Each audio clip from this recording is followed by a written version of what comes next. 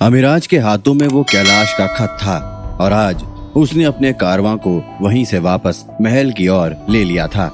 अमिराज ने इतने कम समय में न जाने कितनी बार उस खत को पढ़ लिया था और वो कैलाश से मिलने के लिए इम्पेशेंट हो रहा था, जो उसे अक्षत वापस देने वाला था। अमिराज यह यकीन नहीं कर पा रहा था कि जिस बात के होने की उम्मीद उसने लगभग त्याग दी थी, उस बात को कैलाश ने सच कर दिखाया था। भला शक्ति के इस स्तर पर रहकर भी कैलाश ने इस काम को कैसे अंजाम दे दिया था, सोचने की बात थी। किसका साथ था उसके पास? कौन था जो उसकी मदद कर रहा था? पिछली बार भी अमिराज की जान कैलाश ने तब बचाई थी जब सभी ने हार मान ली थी।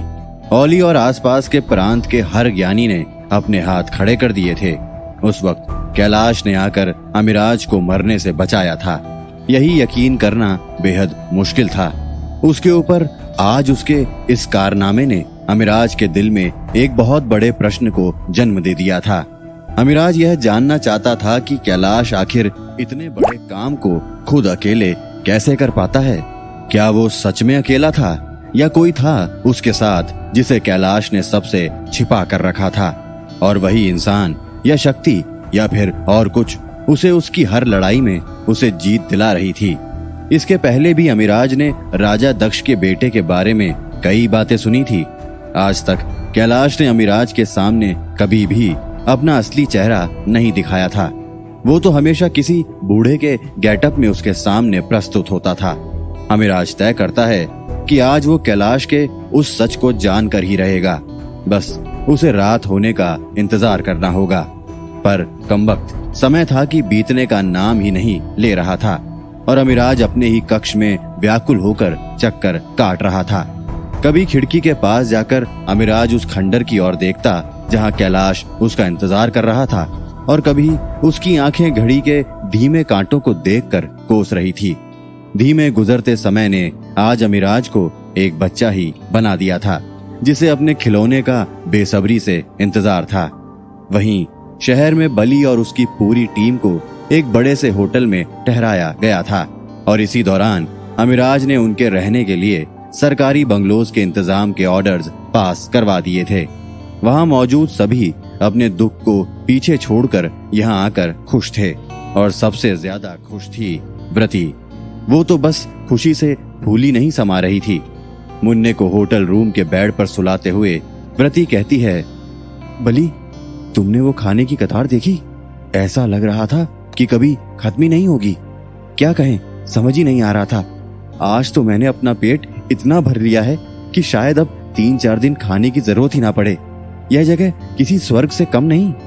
बली व्रती से पूछता है, तुम्हारी तमन्ना थी कि हम औली में आकर रहें, लो पूरी हो गई। अब और कोई शिकायत तो नहीं? व्रती बली से कहती है, शिकायत तो पहले भी नहीं थी। मैं तुम्हारे साथ हमेशा खुश रहती हूँ बली। बस मुन्ने के भविष्य की चिंता होती थी मुझे। हमने तो अपनी लाइफ जी ली है, क्या पता अगर हम संभाला में ही रह जाते तो क्या होता। बली संभाला के नाम से थोड़ा उदास दिखाई पड़ता है। व्रती खुश थी, फिर भी बली की मायूसी उसे तुरंत दिख जाती है। वो बली के पास आकर बैठती है और उसके बालों पर अपने हाथ सहलाते हुए पूछती है, क्या बात है बली, क्या तुम यहाँ आकर खुश नहीं हो? ऐसी बात नहीं है व्रती, बली कहता है, मुझे खुशी है, पर जो कीमत हमने यहाँ आने की चुकाई है उसके बारे में सोचकर मेरा दिल दुखता है। व्रती समझती थी कि बली पर क्या गुजर रही थी। व्रती कहती है, मुझे खुशी है बली, तुमने अगर मुझसे सच छिपाया तो वो सच विकराल जैसे इंसान की दोस्ती थी। भले ही वो सबल के बुरे कामों को किया करते थे, पर अपनों के लिए जो इंसान खुद की बलि चढ़ा दे वो बुरा नहीं हो सकता। आज शायद हम में से कई लोग वहीं रह जाते या मार दिए जाते अगर उन्होंने हर वो गोली अपने ऊपर ना ली होती थी। उनके सैक्रिफाइस की बराबरी कोई नहीं कर सकता। बली व्रती की बात सुनते हुए इमोशनल सा हो जाता है। वो बस अपना सर हिलाता है और चुप ही रह जाता है। व्रती बात बदलते हुए कहती है, अच्छा तुमने तो कुछ बताया ही नहीं कि तुम्हारी राजा अमिराज से क्या बात हुई। बली कहता है, उन्होंने कहा कि वो मेरी टीम से दोबारा मिलना चाहते हैं और उन्होंने वो सील भी मुझे ही रखने का आदेश दिया। व्रती, तुमने देखा कितनी भीड़ थी उस जगह? कितने लोग अपने राजा को देखने, उनकी एक झलक पाने के लिए कैसे वहां पहुंचे थे। कई तो दूर दूर से वहां आए हुए थे, बस इस उम्मीद में कि एक बार अपने राजा को देख लें, उसे करीब से देख लें, जिसने उन्हें हमेशा सुरक्षित रखा। और वहीं सबल था, जिसने खुद की ही जनता का खून पीना सही समझा, उनके लिए कभी कुछ किया नहीं। खैर, हम खुशनसीब हैं कि हम आज यहाँ आ गए, व्रती कहती है। बलि कहता है, और यह सिर्फ कैलाश की वजह से हो पाया है। वो नहीं होता तो शायद हम आज भी अगले वक्त के खाने के बारे में चिंतित होते। रात में मुन्ने को ठंड से बचाने के लिए मैं अपनी जान खतरे में डाल रहा होता और तुम्हारी रात चिंता में गुजर रही होती।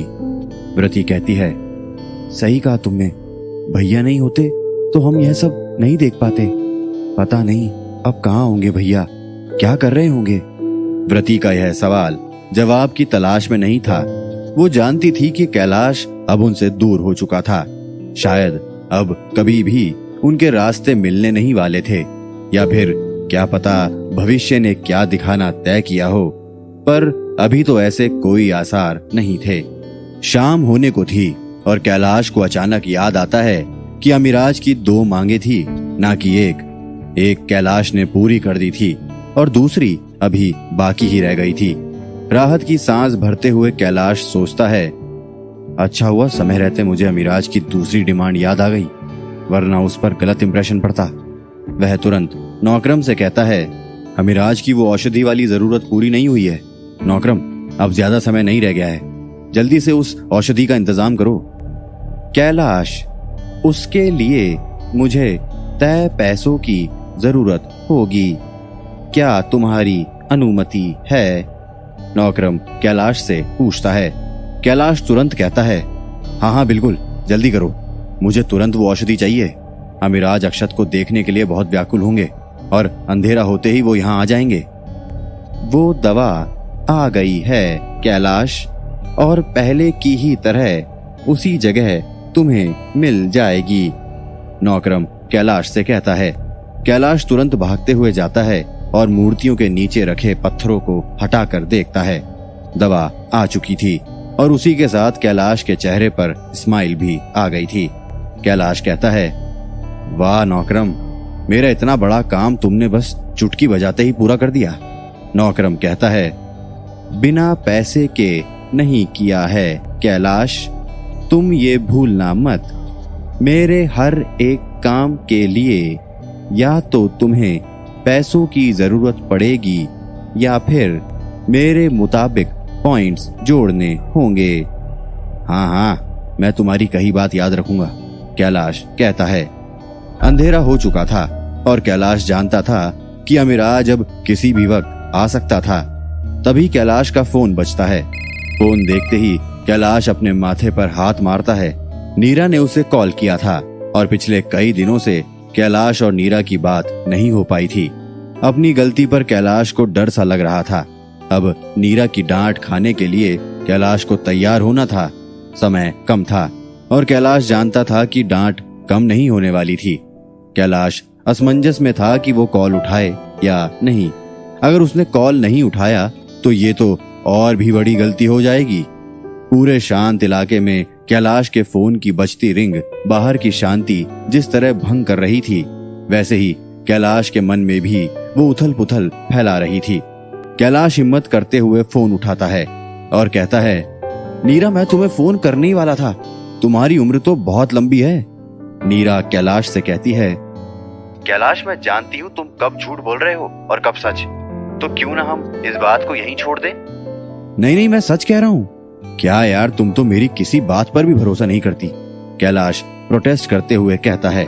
नीरा कहती है, कैलाश, तुम्हारा मूड देखकर ऐसा लग रहा है कि सब ठीक है, क्या मैं सही सोच रही हूँ? कैलाश कहता है, तुम सही में मेरे दिल की हर बात समझ जाती हो नीरा।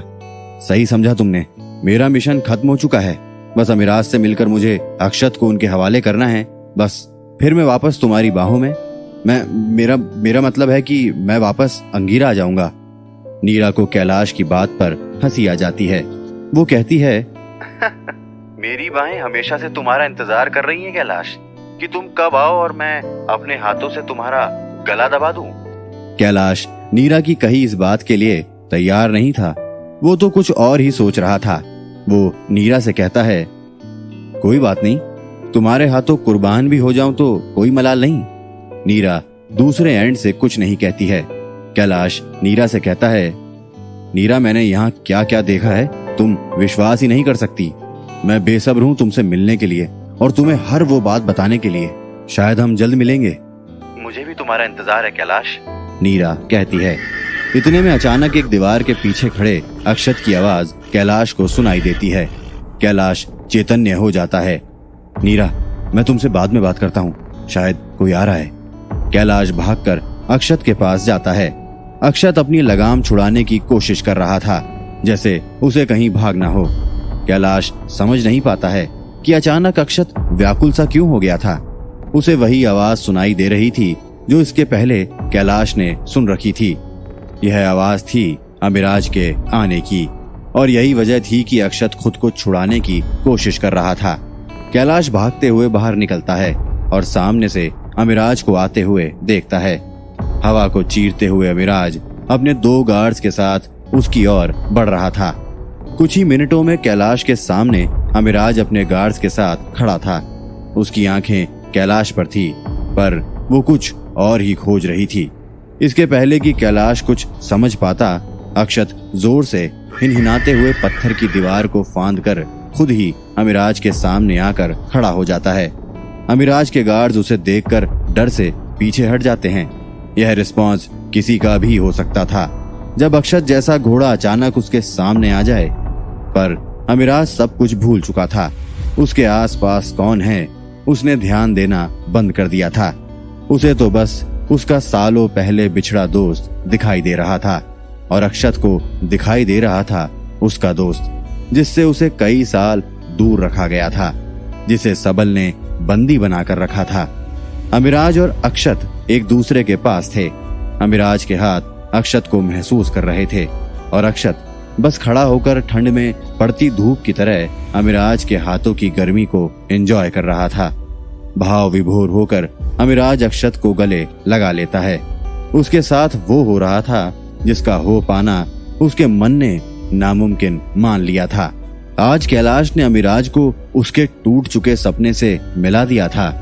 अमिराज अक्षत से कहता है, मेरे दोस्त, मैं बता नहीं सकता कि आज मैं तुझसे मिलकर कितना खुश हूँ।